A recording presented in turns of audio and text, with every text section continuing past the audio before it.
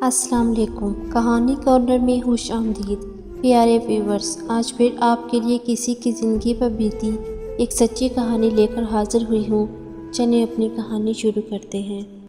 شادی کی پہلی رات ہی میرے شوہر نے پہلا سوال یہ کیا کہ قسم کھاؤ کہ تم کو شادی سے پہلے کوئی پسند تو نہیں تھا، کسی سے محبت تو نہیں تھی کہ جس کی یاد تم کو ستاتی ہو۔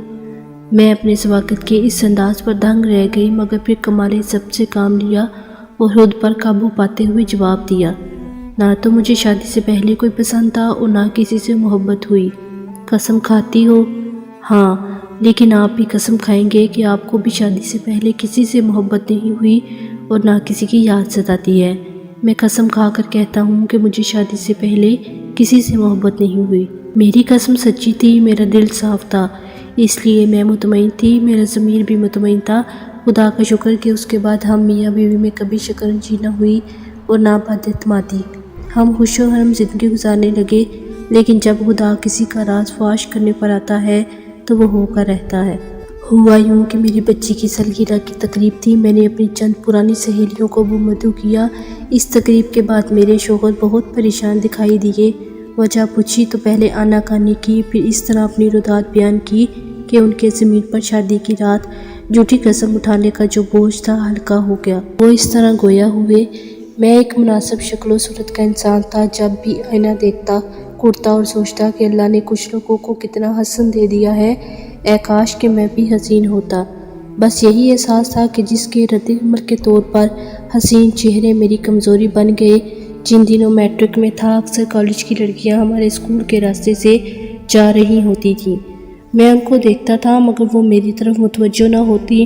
میری طرح میرے دوست بھی اس امید پر کہ شاید کوئی لڑکی ان کی طرف متوجہ ہو جائے ان لڑکیوں کو دیکھتے تھے، مگر بے سود۔ اچھے نمبروں سے میٹرک پاس کر لیا تو کالج میں داخلہ بھی مل گیا۔ کالج کے دن بہت بور کٹ رہے تھے، سب خواب مٹی میں ملتے نظر آ رہے تھے۔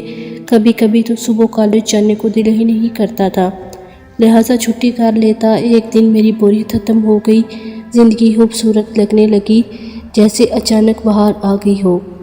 اب میرا کالج جانے کا دل کرتا تھا، بڑی بے چینی سے دوسرے دن کا انتظار کرتا تھا کہ کب صبح ہو اور میں کالج جاؤں۔ وہ دن میں کبھی نہ بھلا سکوں جب میں اور میرے دوست کالج جانے کے لیے سڑک کے کنارے پیدل مارچ کرتے جا رہے تھے۔ ہم دنیا کی رونقوں سے بے خبر خوشخبریوں میں مصروف جا رہے تھے کہ اچانک 4 لڑکیوں کا ایک گروپ تیزی سے ہمیں کراس کرتا آگے نکلا۔ ہمیں حیرت ہوئی کہ لڑکیاں ہو کر انہوں نے ہمارا راستہ کاٹ دیا۔ ان کے آگے آگے چلنے کا انداز ایسا تھا کہ ہم چونک پڑے۔ میں نے کہا، مجھے لڑکیوں کے پیچھے چلنے کی عادت نہیں ہے، تم لوگ اگر ان کے پیچھے پیچھے چلتے ہو تو میں ان کے آگے ہی چلوں گا۔ یہ کہہ کر ہمیں اپنے دوستوں کو چھوڑ کر ان لڑکیوں سے آگے نکل گیا۔ میرا ایک دوست بھی میرے ساتھ آ گیا۔ ہم 2 تھے اور وہ 4۔ ان میں سے ایک برقعے میں تھی، وہ تھوڑی دور جا کر رک گئی۔ باقی تینوں نے ہمارے ساتھ ضد کی اور تیز ہو گئیں۔ ہم دونوں دوست بھی ان سے آگے نکلنے کی کوشش کرتے اور وہ تینوں ہم دونوں سے آگے نکلنے کی کوشش کرتی تھیں۔ ہم اور ان لڑکیوں میں گویا تیز چلنے کی ریس شروع ہو گئی۔ تھوڑی دور جا کر ان لڑکیوں کی ہمت جواب دے گئی، وہ راستے میں رک گئی۔ اب صرف ایک لڑکی جس نے ہمت نہیں ہاری، وہ بھی تک مسلسل تیز جا رہی تھی۔ اس طرح ہم 2 لڑکے ہو گئے اور وہ اکیلی رہ گئی۔ وہ سڑک پر ہمارے ساتھ یوں قدم سے قدم بڑھا کر جا رہی تھی کہ ہم حیران رہ گئے۔ ایسی باہمت لڑکی ہم نے زندگی میں نہیں دیکھی تھی۔ وہ اس قدر باہمت اور ضدی تھی کہ اس نے سڑک پر گزرنے والے لوگوں کی بھی پرواہ نہیں کی اور تیز سے تیز تر ہوتی گئی۔ اس کا کالج اسی سڑک کے کنارے واقع تھا۔ کالج کے سامنے ایک کھمبا تھا۔ میں نے اپنے دوست کو مخاطب کرتے ہوئے کہا، یہ کھمبا ہماری ریس کی آخری حد ہے، جو اس کو پہلے کراس کر لے گا وہ جیت جائے گا۔ اس لڑکی نے میری بات سن لی اور جب فاصلہ کچھ کم رہ گیا تو وہ اور تیز ہو گئی۔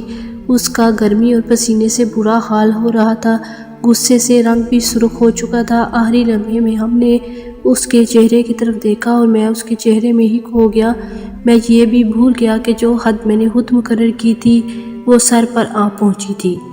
میں تو بس اس کے چہرے کی طرف ہی دیکھتا رہ گیا، جیسے کوئی گلاب کی کلی صبح صبح شبنم کے قطروں سے تازگی حاصل کرتی ہے اور ذرا ذرا کھل جاتی ہے، جیسے کوئی چاند بادلوں سے نکلتا ہے تو رات بھی روشن ہو جاتی ہے۔ میں تو اس کا حسن دیکھ کر گمسم تھا۔ ہوش تو اس وقت ٹھکانے لگے جب اس نے کہا، کچھ تو شرم کرو۔ مگر ان الفاظ نے کچھ اثر نہ کیا۔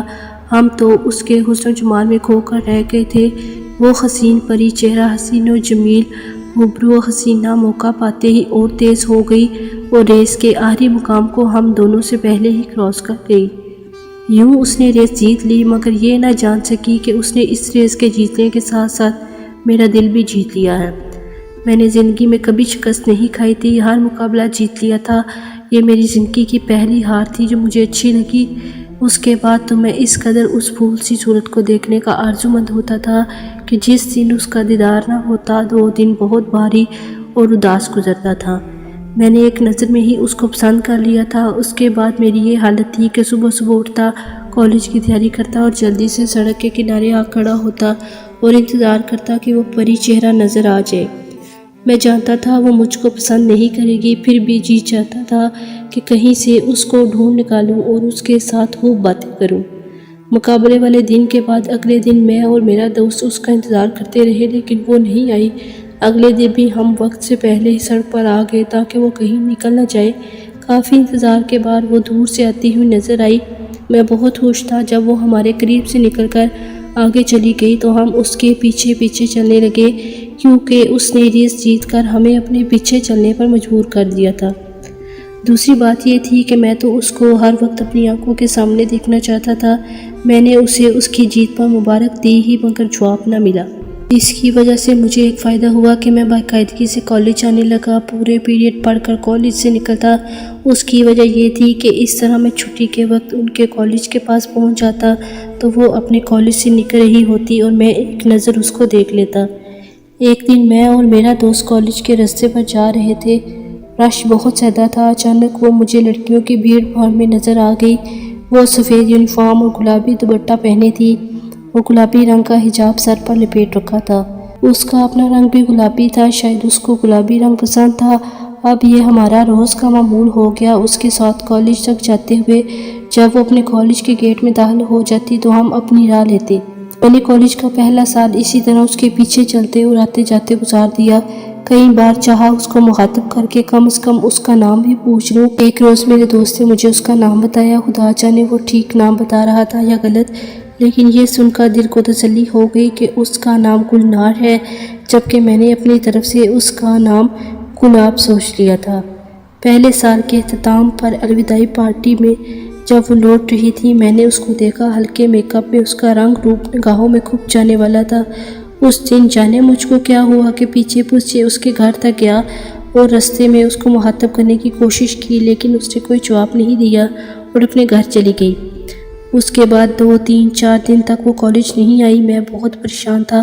کچھ دن بعد کالج آئی تو دل کو تسلی ہو گئی۔ جی چاہا اس سے بات کروں، نہ آنے کی وجہ پوچھوں، چاہے اچھا لگے یا برا، لیکن اس نے کوئی بات نہ کی۔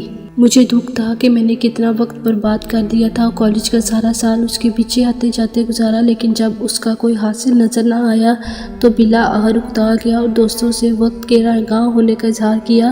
ایک نے کہا کہ ایک بار رابطہ کر کے اسے اپنے دل کا حال بتا دو، اگر اس کے من میں تمہارے لیے ذرا سی بھی جگہ ہوگی تو جواب دے گی، ورنہ اس کا پیچھا چھوڑ دینا۔ فضول میں زندگی برباد مت کرو۔ ہاتھ دینے کی مجھ میں ہمت نہ تھی۔ میں ایسا ویسا لڑکا نہیں تھا جو لڑکیوں کو نہ جانے کتنے ہاتھ دیتے رہتے ہیں۔ میں نے کہا یار مجھ سے نہیں ہوگا۔ تب اس نے مجھے ہاتھ دکھ دیا اور کہا کہ اب یہ ہاتھ اس کو دے دو، دیکھو کیا ہوتا ہے۔ اگلے دن میں نے ہاتھ دینا چاہا مگر ہمت نہ ہوئی۔ دوست نے پوچھا ہاتھ دے دیا؟ میں نے بتایا کہ نہیں دیا۔ اس پر سب دوست میرا مذاق اڑانے لگے۔ مجھے بہت غصہ آیا۔ انہوں نے تیش دلایا تو قسم کھا لی کہ کل ضرور اس کو ہاتھ دے دوں گا، چاہے کچھ بھی ہو جائے۔ لیکن اگلا دن مجھ پر بہت بھاری پڑ گیا اور آج تک اپنی حرکت پر پچھتاتا ہوں۔ دوسرے دن دیکھا کہ وہ اپنی ایک سہیلی کے ساتھ کالج جا رہی ہے۔ میں نے جلدی سے ہاتھ نکالا اور تیز قدموں ان کے قریب جا پہنچا اور ہاتھ اس کی سہیلی کے ہاتھ میں تھما کر بولا یہ ان کے لیے ہے، ان کو دے دینا۔ اس لڑکی نے ہاتھ لے لیا۔ تبھی میں ترنت مڑا اور ایسا بھاگا کہ پیچھے مڑ کر نہیں دیکھا۔ سردیوں میں بھی مجھے پسینہ آ گیا۔ اس کے بعد 1 ہفتے تک وہ نہیں آئی۔ میں اتنا بے چین ہوا کہ اس کے گھر کے قریب جا کر کھڑا ہو گیا۔ اچانک وہ اپنے گھر سے نکلی اور اشارے سے مجھے بلایا۔ میں دھڑکتے دل سے اس کے پاس کیا سوچ رہا تھا، شاید وہ ہاتھ کا جواب دینے والی ہے، مگر میرا خیال غلط تھا۔ اس نے تو سڑک پر کھڑے کھڑے میری ایسی بے عزتی کی کہ کیا بتاؤں۔ جی چاہا کہ اسی وقت جا کر پانی میں ڈوب پڑوں۔ کافی دن شرمندہ رہا، سوچتا تھا آخر میں نے ایسی گھٹیا حرکت کیوں کی، اپنی عقل سے کام کیوں نہیں لیا۔ دکھ اس بات کا نہیں تھا کہ اس نے سڑک پر میری بےعزتی کی تھی، غم تھا کہ میں نے ایسی حرکت ہی کیوں۔ اس نے میرے بارے میں کیا سوچا ہوگا۔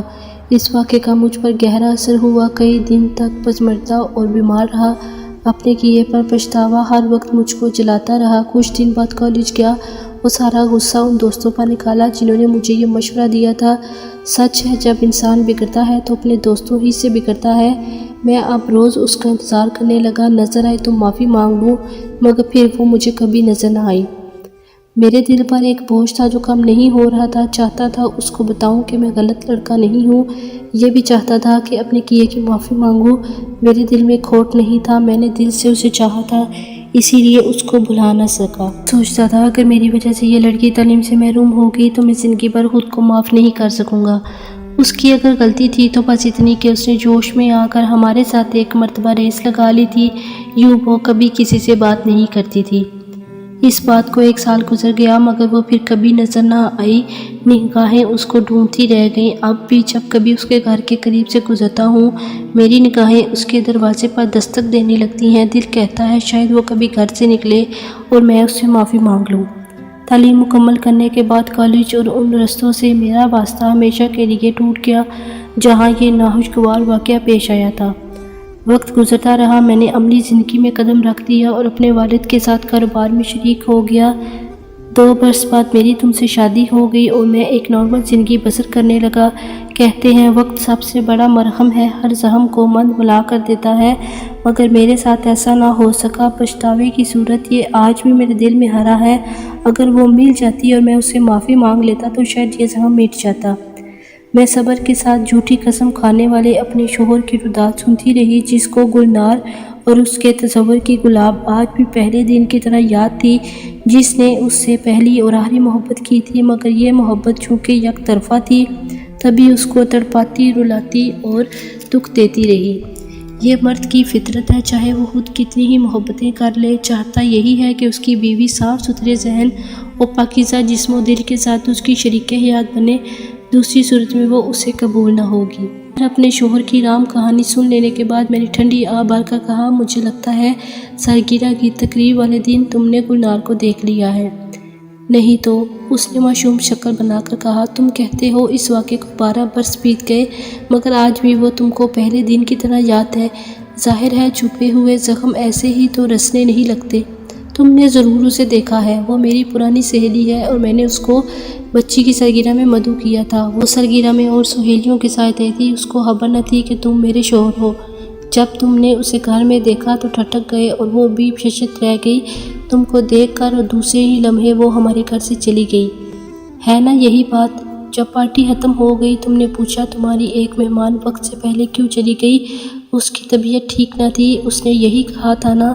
اس وقت تم پریشان ہو گئے تھے اور تم نے پوچھا تھا کہ کہو تو میں کچھ کھانے پینے کا سامان اس کے گھر پہنچا آؤں۔ تمہاری سہیلی نے کچھ کھایا پیا بھی تو نہیں ہوگا؟ تمہارے اس سوال نے میرے دل میں شک کو جنم دیا۔ میں حیران رہ گئی کہ آخر تم کو اس کی فکر کیوں ہے، اور یہ بھی بتا دوں اس کا نام گلنار نہیں سلطانہ ہے۔ تم اتنے پریشان تھے کہ میں نے اصرار کر کے تم سے پریشان ہونے کی وجہ پوچھ دی۔ بیچاری سلطانہ کس قدر بدنصیب ہے کہ کسی اور کی غلطی کی سزا اسے ملی، تبھی تمہارے ضمیر کی خلش نے تم کو مجبور کر دیا کہ مجھ کو اپنی یک طرفہ محبت کی کہانی سنا دو۔ لیکن کیا تم جانتے ہو کہ اسے تمہارے کارن کتنی بڑی سزا ملی ہے؟ سنو جھوٹی قسم کھانے والے، میں تمہیں بتاتی ہوں۔ سلطانہ نے مجھے بتایا تھا کہ جن دنوں وہ کالج میں پڑھتی تھی ایک لڑکے نے اس کا پیچھا کیا اور پھر خط دینے کی کوشش کی۔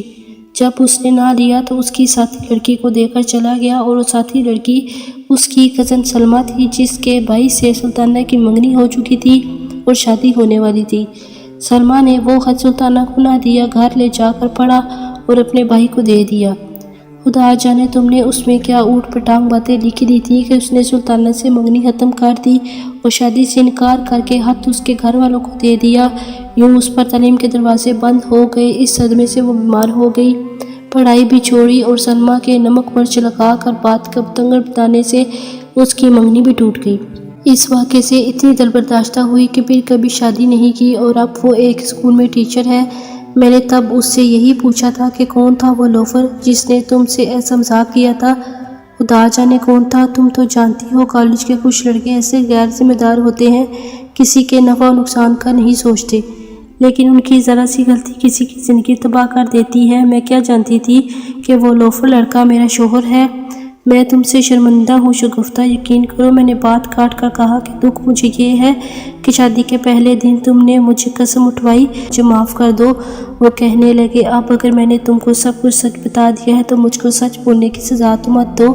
میں کیا آپ کو سزا دے سکتی ہوں میرے سرتاج، جبکہ سچ بولنے والے کا میں دل سے احترام کرتی ہوں۔ اچھا اتنا تو کہہ دو کہ معاف کیا، اس لیے کہ نو عمر لڑکے لاابالی ہوتے ہیں، وہ صرف اپنے دل کی سوچتے ہیں اور کسی کا خیال نہیں کرتے۔ ان جیسوں کی وجہ سے کتنی لڑکیوں پر تعلیم کے دروازے بند ہوئے ہوں گے، سوچو تو ذرا۔